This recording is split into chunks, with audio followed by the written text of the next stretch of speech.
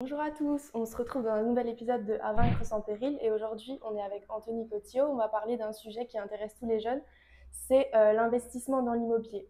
Du coup, moi j'ai une première question pour toi. Qu'est-ce qui t'a poussé à te lancer dans l'immobilier?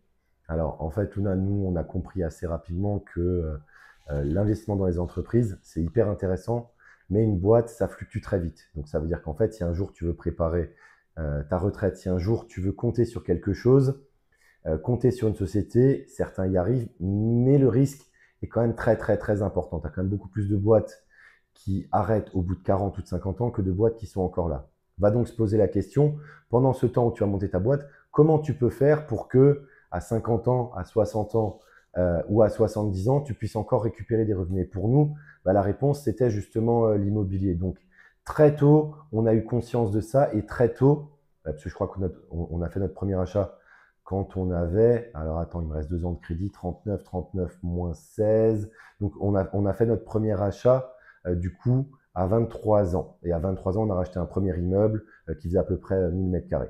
Ok, et à quoi ça sert d'acheter de l'immobilier quand on a plusieurs entreprises? Alors en fait, l'immobilier va te servir à plusieurs choses. C'est que au moment où tu as plusieurs entreprises, potentiellement, tu es plutôt un bon client pour une banque. Qu'est-ce que ça veut dire? Ça veut dire qu'en fait, à ce moment-là, la banque va avoir plus de facilité à te prêter de l'argent que si tu n'as pas de société ou si tu as des revenus très faibles. On va reformuler ça autrement. En fait, une banque aujourd'hui, ce qui l'intéresse, ce sont les flux financiers, c'est-à-dire l'argent qui rentre et l'argent qui sort. Or, quand tu as une boîte, tu es un client très intéressant pour une banque. Donc, tu profites du fait d'être un client très intéressant auprès d'une banque pour maximiser le potentiel empruntable que va te donner une ou plusieurs banques. Donc, en gros, le fait d'avoir des sociétés va te permettre d'emprunter beaucoup plus d'argent que quelqu'un qui est salarié, même qui va avoir des revenus un petit peu plus importants que toi.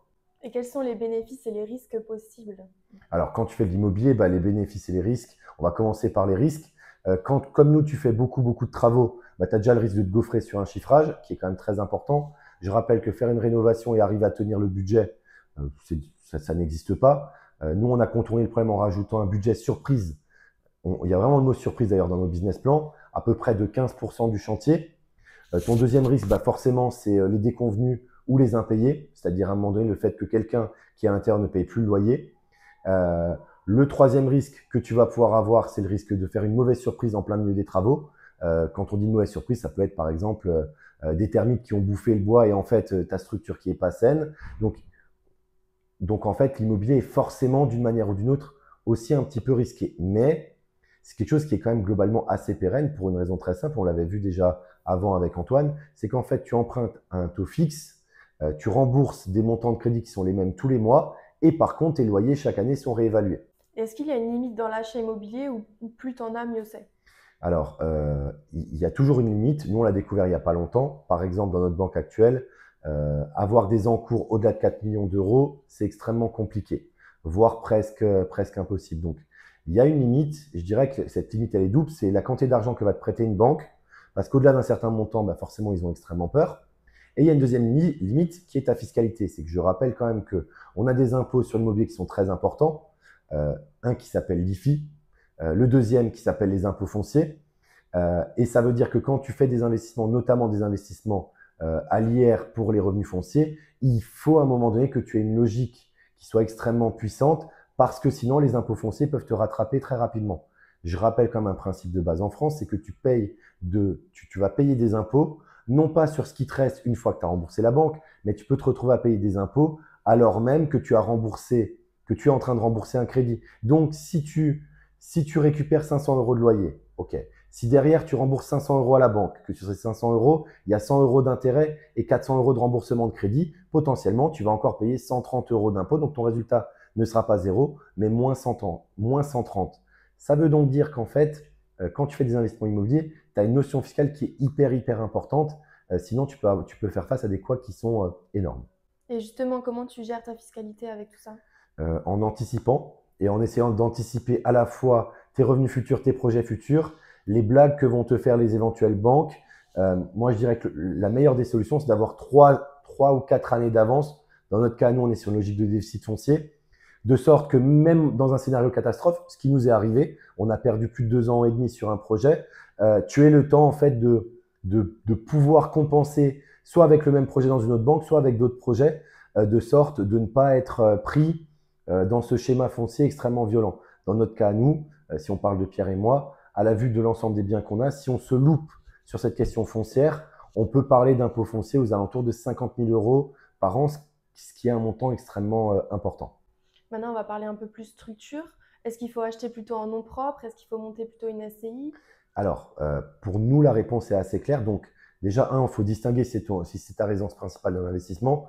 Ta résidence principale, elle s'achète toujours en propre. Pourquoi? Parce que je rappelle qu'il n'y a pas de plus-value sur la revente. Donc, la première notion hyper importante, on ne réfléchit pas à revendre une habitation principale à une SCI. On fait des choses très simples.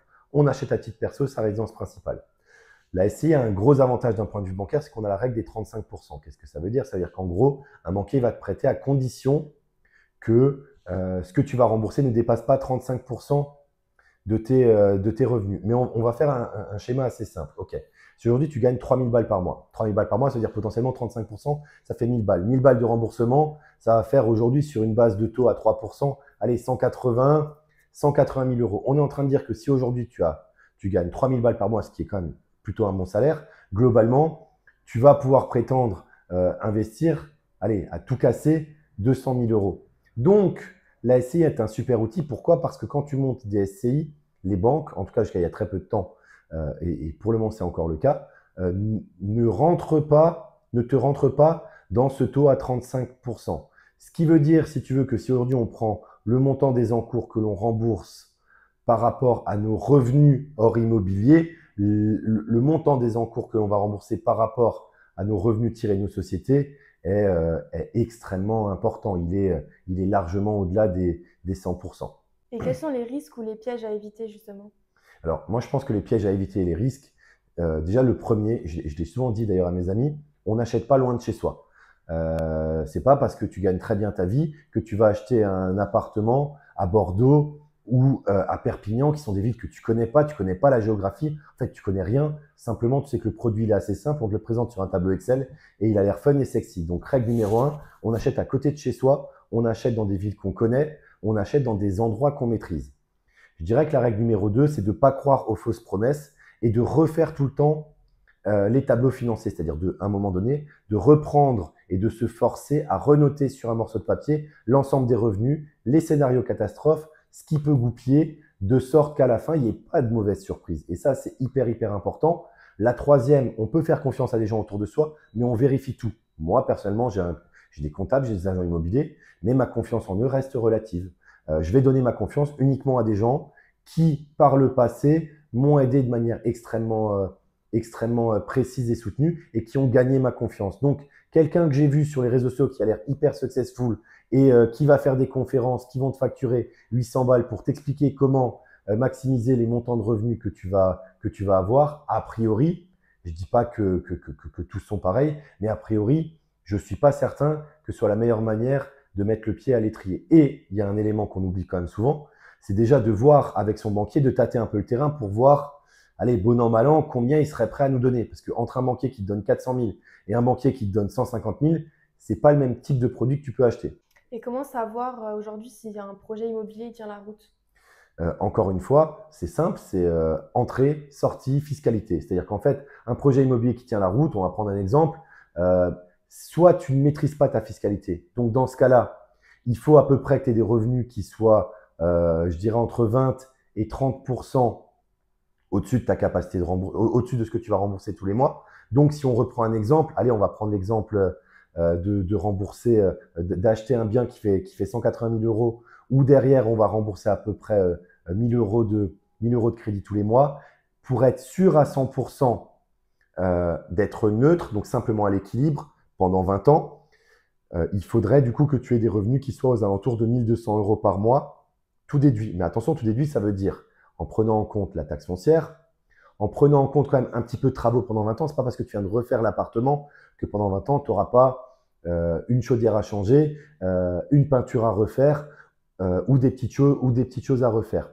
Dans les petites astuces aussi, alors nous on l'a beaucoup fait au début, mais on est en train de revenir par rapport à ça. On a souvent installé des cuisines entièrement équipées. On sait par exemple que le fait de mettre une cuisine équipée, c'est hyper sexy pour les locataires, mais par contre pour un propriétaire, vu la durée de vie de la cuisine, vu la manière dont les gens ne vont pas forcément y prendre soin, en soi, on est dans une dépense qui peut presque être considérée comme somptuaire. Donc, si tu as énormément de subventions, bien évidemment, fais plaisir aux locataires, mais sinon, je dirais, reste sur des choses simples. Un appartement que tu fais, il faut que tu penses au rapport qualité, longévité, prix. Et qu'est-ce que tu penses du marché de l'immobilier en 2025? Alors, nous, on a investi dans tous les moments de l'immobilier. On a investi en 2019 en 2009, pardon, quand c'était la crise. Après, on a investi quand les taux étaient relativement élevés, je dirais dans les années 2012-2013. On a investi très, très, très massivement dans les années 2019, 2020, 2021 quand les taux étaient à 1%. On a encore investi il y a un an quand les taux étaient à 4,5%. Je pense qu'en fait, il n'y a pas de bon moment pour investir dans l'immobilier. Ce qui compte, c'est de trouver la force du moment dans lequel tu investis. Quand tu investis effectivement là où il y a des taux qui sont très faibles, tu peux te permettre effectivement d'avoir des biens qui sont un petit peu moins sexy sur le papier parce que l'argent que tu vas économiser en remboursement est intéressant. Mais beaucoup de gens ont dit surtout n'investissez pas il y a un an. On a quand même nous acheté des immeubles avec des décotes de l'ordre de 25 ou 30%. Alors c'est sûr, 30% si tu as 2 ou 3% de taux de crédit en plus sur 15 ans, tu vas me dire ils sont vite mangés. Oui, mais je rappelle un dernier point, tu as toujours la capacité de renégocier un crédit à la baisse dans le futur. Donc, ce n'est pas parce que tu as acheté à 4,3% que dans un an ou dans 2 ans, tu ne peux pas redescendre ce taux à 2,5, même en payant des pénalités, etc. Et donc, au final, par contre, la baisse de prix que tu as eu à l'achat, elle, tu l'as engrangée. Donc, n'écoutez pas forcément tous les gens qui vous disent c'est une bonne période ou c'est une mauvaise période. Ce n'est pas une histoire de période, c'est une histoire de produit. Il y a des bons produits à un bon moment et il y a des mauvais produits à un bon moment. Donc, regardez ce qui se passe, faites vos calculs, faites-vous une idée tout seul. Et est-ce que tu aurais un conseil pour un jeune qui voudrait se lancer dans l'immobilier? Alors, moi, je lui dirais de se lancer le plus tôt possible parce que 15 ans ou 20 ans, c'est long. Et c'est après 15 ans ou 20 ans que tu tires vraiment tes premiers revenus. Et le deuxième conseil, mais à voir s'il est applicable par la majorité, c'est d'aller vers des produits que tout le monde ne veut pas. Si aujourd'hui le but c'est d'acheter un appartement, un T2 de 40 mètres carrés à Guebwiller, potentiellement, tout le monde peut le faire. Par contre, aller vers des produits qui ont été un peu laissés à l'abandon, mettre un petit peu la main au pot, faire des travaux soi-même, etc., pour son premier bien immobilier, je pense que c'est quelque chose qui est très intéressant. On parlait avant du premier bien qu'on a acheté qui était un immeuble de bureau de 1000 mètres carrés. On a fait 100% des travaux. Nous-mêmes, c'était mon associé à l'époque qui avait arrêté de travailler pendant 3 mois pour refaire l'électricité, pour refaire les sols, pour retirer tout. Et tous ces gains-là, au final, sont hyper, hyper importants quand c'est un premier bien. Aujourd'hui, moi, personnellement, je vais plus aller sur les chantiers pour tirer des câbles électriques ou pour aller changer une chaudière. Mais l'avoir fait à nos tout débuts était hyper important. Merci à toi d'avoir répondu à ces questions et on se retrouve bientôt pour un prochain épisode.